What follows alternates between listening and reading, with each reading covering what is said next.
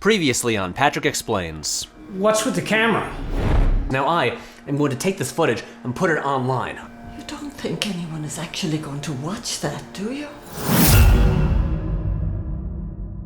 Patrick, it's so nice to have you home for Christmas. I haven't seen you in months. Ever since that video you recorded took off, you haven't even answered our calls. How have you been? Just tell him if he doesn't meet my quote, I'm walking. I don't need this shit. Sorry guys, what was that? I was just saying, it's nice to... Look, I've got a hard out in 20 minutes, so let's just knock this thing out, all right? So it's Christmas time, which means it's time to dive into the extensive canon of Christmas movies. And the thing about most Christmas movies, the reason we revisit them at this time of year is for how they make us feel.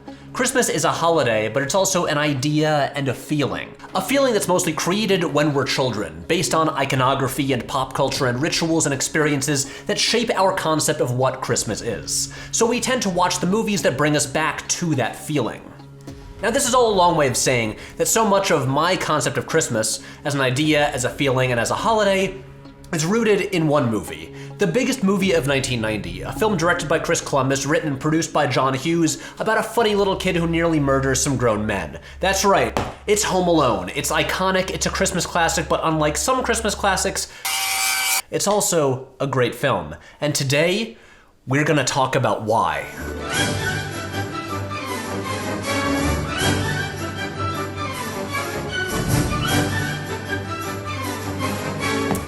I should just mention, before we get started, that I got a perfect score on BuzzFeed's Are You Actually a Home Alone Expert quiz, so don't worry, I'm qualified to talk about this. Look, you're all thinking, oh, he just likes this movie because of nostalgia. Of course I have nostalgia for this movie. I saw it when I was 4 years old. Kevin Mccallister was my idol when I was a kid. When you guys went out and got a babysitter for me, I would rig the house with Home Alone style traps that you'd have to deal with when you got home.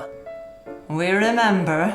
When you hear the premise of Home Alone, you imagine it like one of the countless obnoxious kids movies that came in its wake. The kind of movie where a really cool kid with a backwards baseball cap defeats a bunch of stupid adults. You know, like Blank Check or Man of the House or a dozen others. But Home Alone is not one of those movies. Remember, this is a movie made by the people responsible for Gremlins, The Breakfast Club, Christmas Vacation, Adventures in Babysitting, Planes, Trains, and Automobiles, and a lot more. This came at the end of John Hughes having maybe the greatest decade of any filmmaker ever, in which he wrote or directed at least 13 movies that can safely be considered classics. What I'm saying is, these guys were very good at what they did. So, Coldplay style, let's go back to the start. The opening sequence of Home Alone is a masterclass in economic writing and filmmaking. It should be taught in film schools. In 5 minutes, 16 different characters are introduced, all with clearly defined personalities and relationships. Columbus's camera drifts through the halls of the house in Robert Altman-esque tracking shots, moving from one character to another as people drift in and out of conversations. And this whole time, it's setting up things that return or pay off later. Buzz's spider, Old Man Marley, the shovel that saves Kevin at the end, the knocking over the statue gag, Kevin wanting a plain cheese pizza, the micro machines, Harry Skull's tooth, the Michael Jordan cardboard standee, and while it's doing all of this, the movie is also teaching us the geography of the house, which will obviously matter a lot during the finale. It sets up the theme and the conflict and the villain. Look, Joe Pesci is right there in the house at the very beginning in the exact spot where his gold tooth will get knocked out in the third act. Then, 17 minutes into the movie, Kevin is officially home alone, everything is set up, and from here, the movie splits into 3 narrative threads. Up first, we need to talk about Kevin, you're such a disease. Kevin Mccallister is great because he sucks. At the start of the movie, he's not cool or even especially likable. He enters the film in the background, arriving to bother his mom while she's on the phone. He's constantly whining and pissing off his whole family. He starts a fight that ruins dinner. He talks back to his mom and calls her a dummy, but he's not actively bad. He's not Clifford, and he's definitely not the good son. Don't fuck with me. He's just a normal 8-year-old, the youngest child in a big family who feels left out and misbehaves. The movie works because Kevin feels like a real kid, not an obnoxious, overly cool movie kid. When he's home alone, he acts like a kid would act, doing dumb kid stuff like sledding down the stairs and watching movies he's not supposed to. Side note, because of this movie, I always wanted to sled down our stairs and out the front door, but you would never let me, and I'm still a little bit bitter about it. What's great about all of this is how Columbus shoots it subjectively, with the camera at Kevin's eye level, so we experience everything as he does. The fun stuff is amplified, but so is the scary stuff, with adults towering over him as he's constantly dwarfed by his surroundings. And because Kevin starts the movie as a little shit who's scared of everything, he has a really effective arc, as he starts to take on responsibility and get over his fears until he's got a BB gun slung over his shoulder and is taunting hardened criminals. Buzz, the best character in the movie, is right when he says, The little trout can use a couple of days in the real world. Look, it is a crime that Catherine O'Hara was not one of the biggest movie stars in the world. For 40 years and counting, she's been crushing it in every single thing she's been in, and she's the heart of Home Alone. While Kevin is off not really understanding what's going on, she's dealing with shit and actually trying to fix things. We watched the movie for Kevin, but it's his mom that really makes it great. She is the co-lead of the movie. Over the course of the movie, she has to be a stern authority figure and a desperate mother. She has to play fear, frustration, panic, desperation, anger, and relief. She's funny, and she's heartbreaking. The moment when her voice breaks as she begs the woman to swap plane tickets gets me every time. You know, you're one of the great cat burglars of the world, Marv. Think of the great on-screen duos in film history. There's Han and Chewie, Bonnie and Clyde, Butch Cassidy and the Sundance Kid, and Harry and Marv. Joe Pesci and Daniel Stern are great actors, and no one plays better scumbags than them. And what never ceases to bring me joy is the fact that Pesci did this the same year as Goodfellas. What are you laughing at? The thing about the Wet Bandits is that their plan is actually kind of smart. Doing recon disguised as cops, learning about all the security and all the houses and when the families will be away. I respect that. But also, they're greedy scumbags, and I absolutely love watching them get shot in the nuts with BB guns. Honestly, in the conversation about movie villains, these guys are more entertaining and more threatening than most of those boring Marvel villains. Like, when Harry threatens to bite off Kevin's fingers, I believe that. But can I remember literally anything about Ronan the Accuser or Malekith the Dark Elf? Nope. Sorry guys, one sec. This video is brought to you by Skillshare, an online learning community with thousands of classes taught by experts and professionals in everything from filmmaking to business. What was that? Oh, gotta plug the sponsor. Now, let's talk about the big finale, or more like the big fun-alley, because it's fun.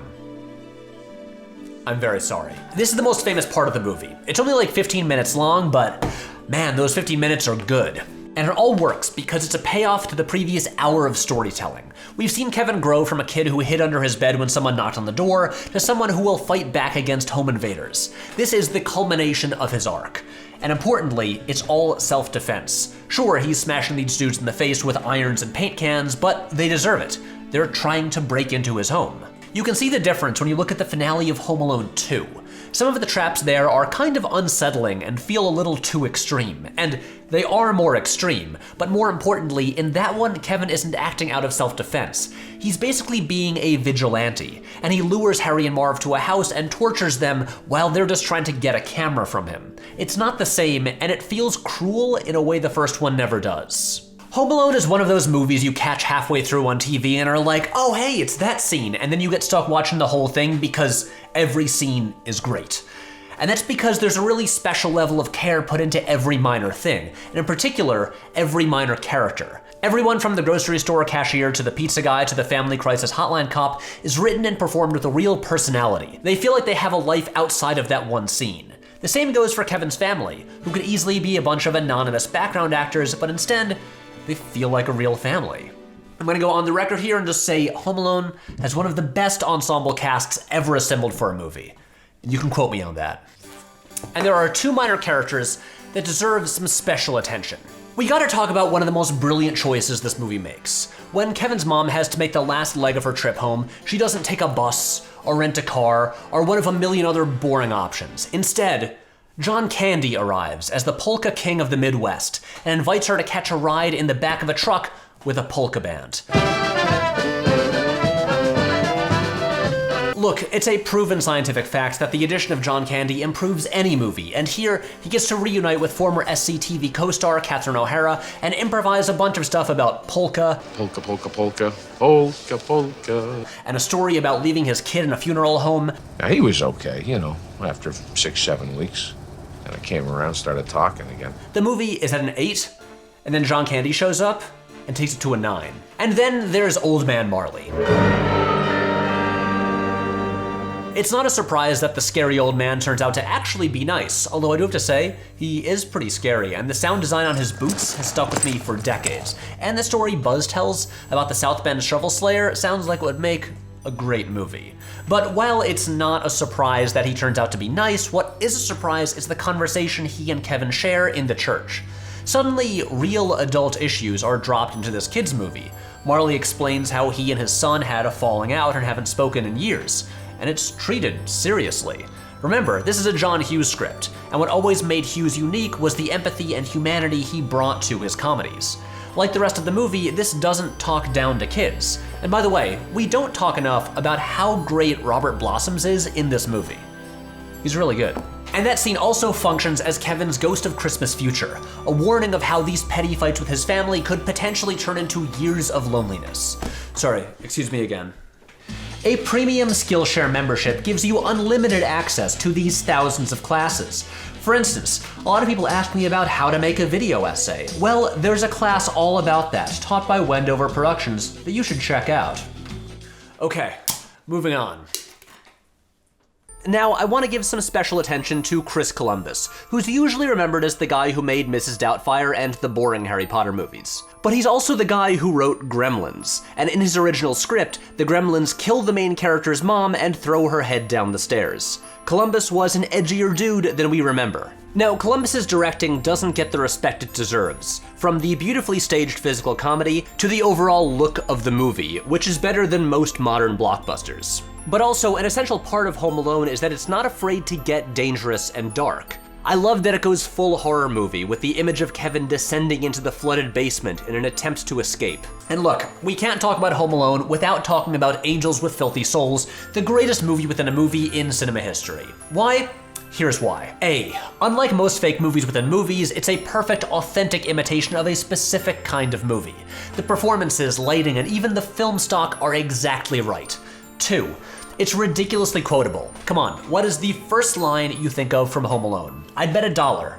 It's keep the change, you filthy animal. And D, it actually serves a purpose. When Kevin first watches the movie, it feels like a throwaway joke, but then it becomes a symbol of his growth. As he becomes more confident and mature, he gets over his fear and uses the movie to his advantage. First as a tool to deal with the pizza guy, then as a weapon to drive Marv away from the house. And now here are a bunch of my favorite little things in Home Alone that I couldn't find a way to work into an earlier point. How Kevin is afraid of mummies.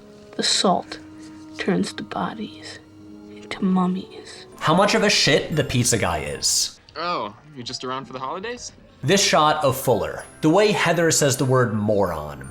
Buzz, don't be a moron. Everything about Mike Murphy. Does it have automatic transmission? Does it have four-wheel drive? How cheap Uncle Frank is. Champagne, please. Yes. It's free, isn't it? Kevin's reaction to the Playboy. No clothes on anybody. Sickening. The cop eating the donut at the Family Crisis Hotline. That killer Carol of the Bells drop. That Kevin wrote his battle plan in crayon and signed his name. The milk in the wine glass. How Marv's scream actually blows out the microphone. That amazing, perfect snow in the final scene. And because I love ranking things, I ranked stuff in Home Alone. So, my top 5 traps are the iron, the icy steps, the paint cans, the blowtorch, and the micro machines. And my top 5 supporting characters, not counting Old Man Marley or Gus Bolinsky, are Buzz, Heather, Mike Murphy, Santa, and Grocery Store Woman. The worst thing about Home Alone is its success and the effects it had. John Hughes never returned to the unique human comedies he made in the 80s, and instead settled into a decade of writing movies like Baby's Day Out, Beethoven, and Flubber, and it spawned a legion of imitators, basically creating a new genre of family comedies where cool kids defeat stupid adults, most of which are garbage. As we all know, Home Alone had a pretty good sequel that's a carbon copy of the original, and then other sequels that don't actually exist. But if they wanted to make sequels, they missed a huge opportunity. So here, 25 years too late, is my pitch for what the Home Alone franchise should have been. As a precursor to the Harry Potter movies, the sequel should have continued to follow Kevin Mccallister as he got older, and continually got left behind or trapped in different places. But then, the series should have crossed over with other franchises, so Kevin gets left behind in Jurassic Park, or when Kevin is in high school, a xenomorph attacks the prom, and then, of course, we get Kevin versus Freddy versus Jason. Finally, in his 20s, having spent years honing his set of skills, Kevin gets sent to an alien planet to battle the Predator. Home Alone is probably the only movie I loved when I was 4 years old that I love just as much now. My mental image of Christmas is this movie, with the warm glow inside the house, the reds and greens permeating every frame, and the perfect, beautiful snow in the final scene. Anytime I'm in a rush, I hear John Williams' music from Home Alone in my head. Home Alone is a movie about Christmas as a time to put aside your differences and be with your family. It's the story of a hero who's trapped alone in a building, outmatched, outnumbered, who has to find hidden reserves of strength and courage to save the day and reunite with his family. That's right, this is Kids Die Hard.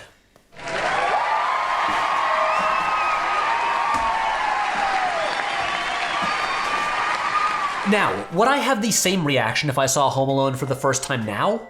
No, but that doesn't matter. I watch this movie because it makes me feel like I did as a kid at Christmas. It makes me happy. And unlike some of the dumb shit I enjoyed as a kid, Home Alone has actually gotten better as I've gotten older, and I've been able to appreciate the serious craft behind this movie. Home Alone is a great movie about childhood, about families, about Christmas, and about how funny it is when Joe Pesci's head gets lit on fire. And as my Christmas gift to you, I want to offer you 2 free months of Skillshare. Just sign up at the link in the description for unlimited access to thousands of classes. Act now and start learning today. So, Merry Christmas, Happy Holidays, and beat that, you little trout sniffer.